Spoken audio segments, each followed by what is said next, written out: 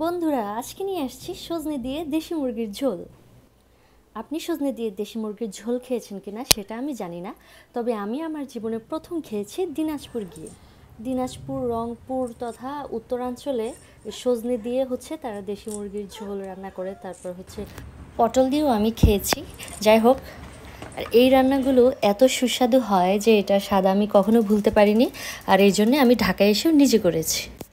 তো আপনি যদি উত্তরাঞ্চলের হয়ে থাকেন তাহলে তো অবশ্যই সজনে দিয়ে মুরগি খেয়েছেন, আর আপনি যদি উত্তরাঞ্চলের না হয়ে থাকেন তাহলে আজকে আপনার জন্যই আমি সজনে দিয়ে দেশি মুরগির ঝোল রান্না করেছি। তাহলে বন্ধুরা চলেন দেখতে থাকুন আমার রান্নাটি।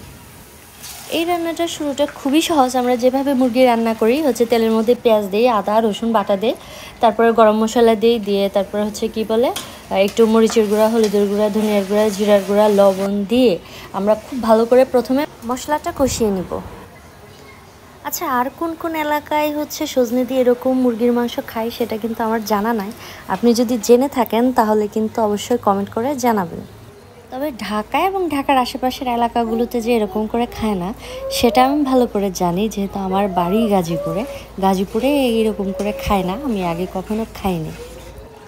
তো চলেন, মশলাটা ভালো করে কষানো হলে কিন্তু আমরা ওটার মধ্যে মুরগির মাংসটা দিয়ে দিব। তারপর আমরা মাংসটাকে ভালো করে কষিয়ে নেব।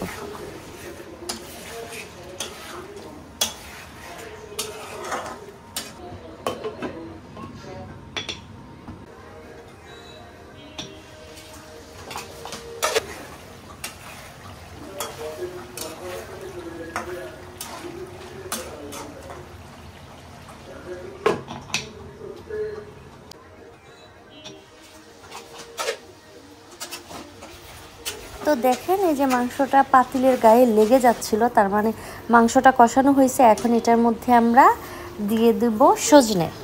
আর আপনি যদি আলু পছন্দ করে থাকেন তাহলে কিন্তু অবশ্যই এটার সাথে দিয়ে দিবেন। আমার আলু পছন্দ আর আমার ছেলের আলু পছন্দ, তাই আমি সজনের সাথে একটু আলু দিয়ে দিয়েছি।